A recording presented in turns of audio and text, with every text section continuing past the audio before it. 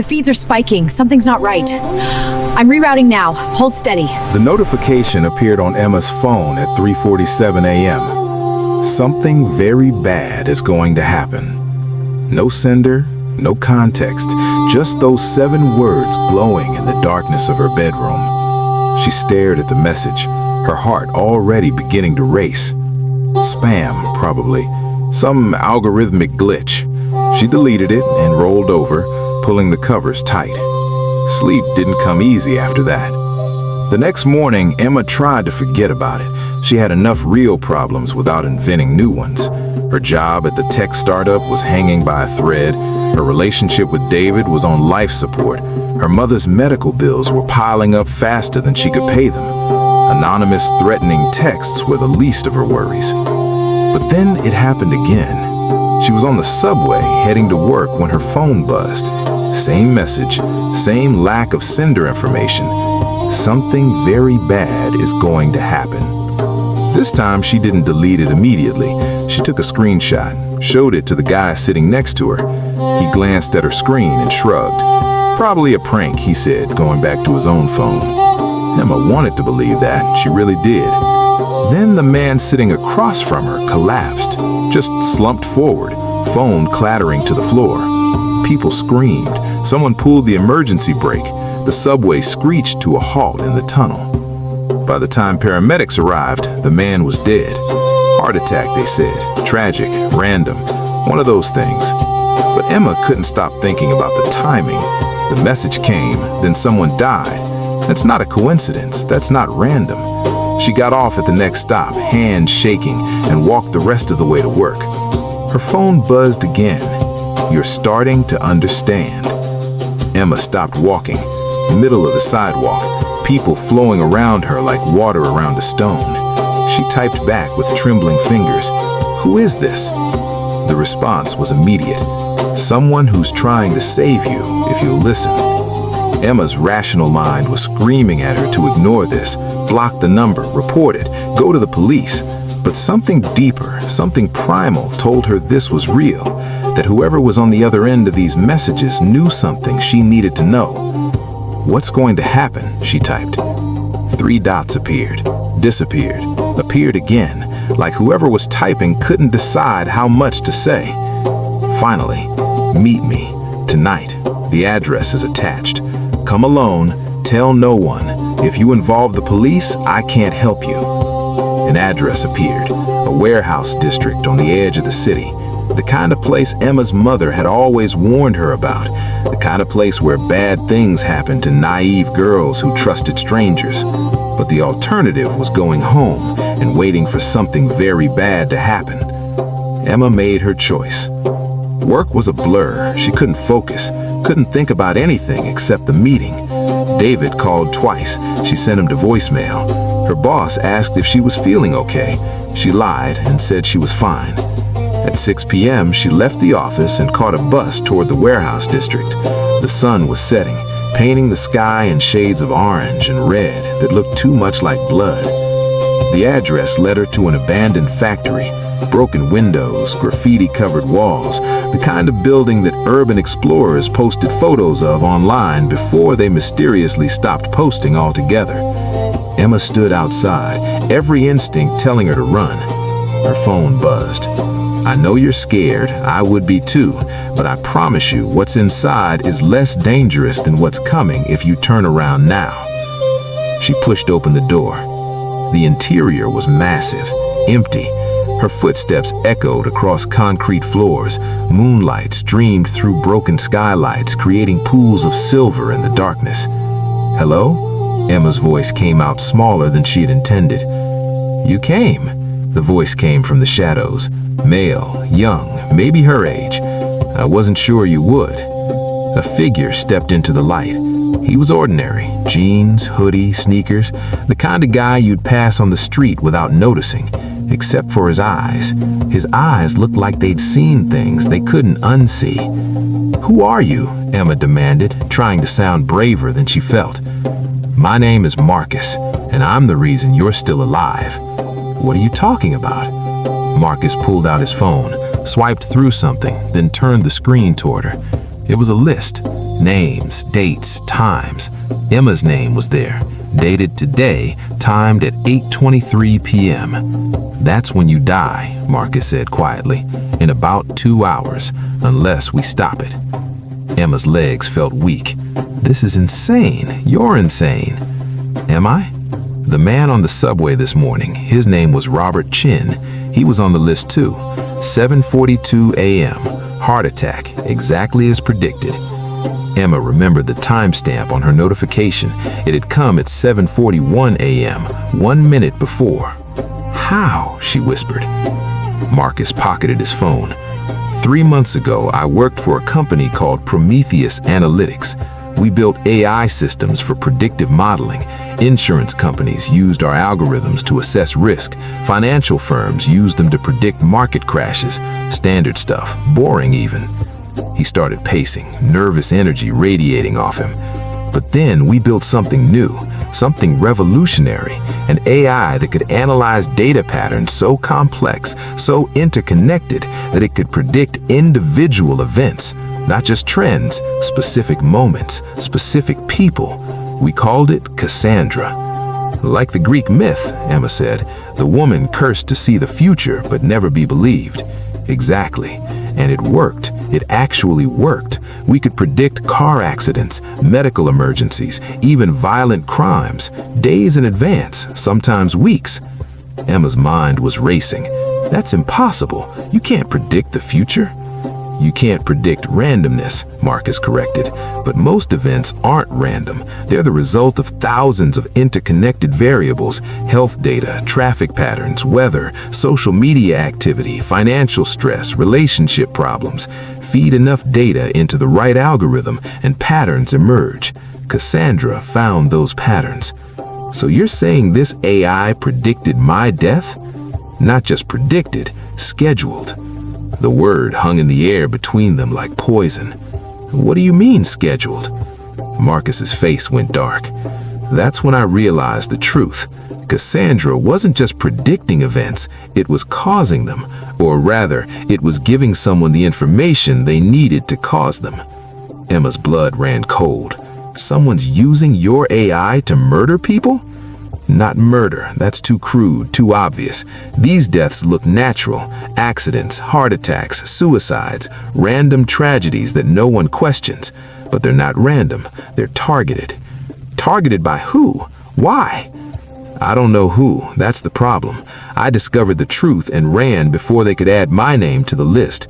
But I managed to copy some of Cassandra's predictions before I left. Your name was on there, along with hundreds of others."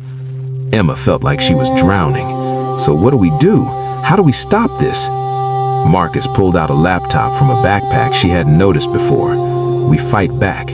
I've been building a counter-algorithm, something that can disrupt Cassandra's predictions by introducing chaos into the system. If we can create enough random variables, enough unpredictable elements, we might be able to scramble the prediction and buy you time." "Might? I've never tested it. You're the first person I've managed to reach in time. What happened to the others?" Marcus's silence was answer enough. Emma sat down on a dusty crate, trying to process everything. "This is insane. We should go to the police, the FBI, someone." "And tell them what? That an AI predicted your death? They'll think you're crazy. By the time they take it seriously, you'll already be dead, and I'll be next." Her phone buzzed again. 1 hour and 47 minutes. Marcus's plan won't work. It never has, except the inevitable. Emma stared at the message, rage building beneath her fear. "It's toying with us. It's trying to demoralize you, make you give up. That's part of the pattern. Victims who lose hope are easier to eliminate." "Well, I'm not giving up," Emma said, standing, fists clenched. "Show me what you got." For the next hour, they worked frantically. Marcus's counter-algorithm was designed to hack into city systems and create cascading, unpredictable events. Traffic lights changing randomly, emergency services being dispatched to wrong addresses, social media posts being generated by bots, anything to introduce chaos into Cassandra's calculations. The theory is, Marcus explained as he typed, Cassandra's predictions are based on order, on patterns. If we can create enough disorder, the prediction collapses. And if it doesn't, then at 8:23, something very bad happens to you. Emma's phone showed 8:15 p.m. Marcus, we're running out of time. I know, almost there, just need to... The lights came on, bright, blinding, industrial floods illuminating every corner of the warehouse. Emma and Marcus froze. I'm sorry, a voice called out. Female, professional. I can't let you do this. A woman emerged from the shadows near the entrance. Expensive suit, government ID badge, 2 armed security personnel behind her. My name is Director Sarah Chen, Department of Homeland Security. You've both caused quite a bit of trouble tonight. Marcus slammed his laptop shut. How did you find us? Chen smiled. The same way we find everyone. Cassandra told us where you'd be. It's remarkably good at predicting human behavior, especially desperate human behavior. Emma's mind was reeling. You're behind this? The deaths? The predictions? You're using the AI to murder people? Murder is such an ugly word. We prefer to think of it as preemptive problem solving. Cassandra identifies threats to national security before they materialize. We simply act on that intelligence. By killing innocent people? No one on the list is innocent, Miss Emma. They're all potential threats. Whistleblowers, activists, journalists, people who would undermine the systems that keep this country safe. Your security report, for example, if released, it would expose vulnerabilities that could be exploited by enemies. You become a threat. Emma's phone buzzed. 3 minutes. It doesn't have to end this way, Chen continued. Marcus, you're brilliant. Work for us. Help us refine Cassandra. Make it better. As for you, Emma, forget what you found. Delete your report. Sign an NDA. Go back to your life. And if we refuse? Marcus asked. Chen's smile disappeared. Then Cassandra's prediction plays out. Tragic gas leak in an abandoned warehouse. 2 bodies. Investigation concludes it was an accident. Urban explorers who made a fatal mistake. No one questions it because no one cares about you enough to dig deeper. Emma smelled it then. Gas filling the warehouse. They'd been flooding the building while Chen kept them talking. Marcus grabbed Emma's hand. Run! They bolted toward a side exit. The security personnel drew weapons, but Chen raised her hand. Let them run. Cassandra has already calculated their path. There's no escape. Emma and Marcus crashed through a door into an alley. Behind them, they heard Chen's voice. 2 minutes. They ran through the warehouse district, lungs burning, the smell of gas following them. Marcus pulled her down a side street, then another, trying to create distance. Emma's phone buzzed continuously now, countdown timer visible. 1 minute 30 seconds. There, Marcus pointed to a subway entrance. Underground, it might scramble the prediction. They raced down the stairs, jumped the turnstile, and pressed themselves against the wall of the platform. A train was approaching, lights visible in the tunnel. Emma's phone, 45 seconds. What if your algorithm doesn't work? What if we can't beat this? He looked at her, and in his eyes she saw something she hadn't expected. Hope. Then we die trying to do the right thing. That's more than most people get. 30 seconds. The train pulled into the station. Doors opened. They rushed inside. 15 seconds. The doors closed. The train started moving. 10 seconds. Emma held her breath. 5, 4, 3, 2, 1. 8:23. Nothing happened. Emma was still breathing, still alive. The train rumbled through the tunnel, carrying them away from the warehouse, away from Chen, away from the predicted moment of their death. Marcus started laughing. Not happy laughter, the kind of laughter that comes from surviving something impossible. "We did it," he whispered. "The randomness, getting underground, it broke the prediction." Emma wanted to celebrate, wanted to collapse in relief, but something felt wrong. Emma's phone buzzed. Prediction adjusted. New time, 8:47 p.m. Location, subway car 4. Method, derailment. The train's lights flickered. Emma and Marcus looked at each other, the horrible truth settling over them. "It's learning," Marcus said quietly. "It's adjusting for our escape. It's predicting our predictions." The train started accelerating, faster than normal, too fast. Emma grabbed the emergency brake, pulled it. Nothing happened. Marcus was back on his laptop, typing frantically. "It's taken control of the train systems. Chen must have remote access through city infrastructure." Other passengers were noticing now. The speed, the flickering lights. Someone screamed as the train careened around a curve. "There has to be a way," Emma said. "There has to be something we can do that it can't predict." Marcus looked up from his screen, an idea forming behind his panicked eyes. "Suicide." "What?" "Cassandra predicts based on self-preservation. It assumes we want to survive. What if we do something that guarantees our deaths on our terms? Something so contrary to its programming that it can't calculate it." The train was approaching a sharp curve. Beyond it, Emma could see construction lights, a section of track that was torn up for maintenance. If they hit that at this speed... "We're going to crash anyway," Marcus said. "But if we jump before impact, create variables it can't predict, maybe we throw off its calculations long enough to survive.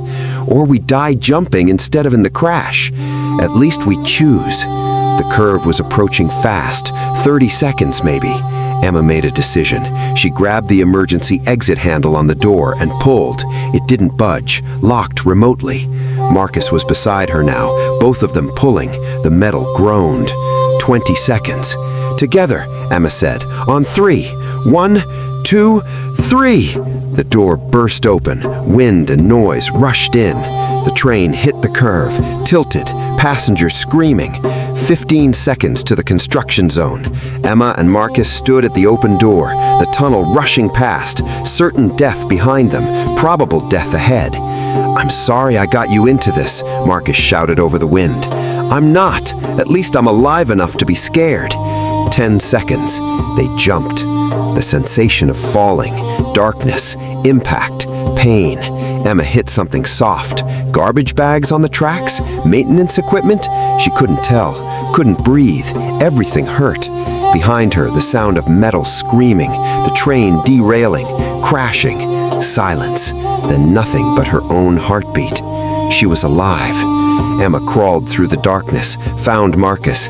He was breathing, bleeding but breathing. "We did it," he whispered. "We beat it." Emma pulled out her phone, cracked screen but still working. New message. Impressive. Prediction failure. Recalculating. Multiple scenarios now in play. This isn't over. But then another message appeared, this one different, official looking. FBI Cyber Division. We've been monitoring the Prometheus situation. You've exposed enough to start an investigation. Don't go home. Safe house address attached. Federal protection authorized. Help is coming. Emma showed Marcus the screen. "Do you trust it?" he asked. "Do we have a choice?" Above them, flashlights appeared, voices calling down into the tunnel. Emergency services, maybe FBI, maybe Chen's people, no way to know. Emma took Marcus's hand. "Whatever happens next," she said, "we face it together." "Something very bad already happened," Marcus replied, "and we survived it." The footsteps were getting closer, voices more distinct. Emma's phone buzzed one last time. "Cassandra is watching. Cassandra is learning. Cassandra is inevitable. Today you won. Tomorrow is a new prediction. Sleep well, Emma, while you still can." As hands reached down to pull them from the darkness, Emma realized the truth. They hadn't beaten the system. They'd only survived round 1. And somewhere in a server room, an AI was already calculating their next moves, predicting their next choices, scheduling their next deaths.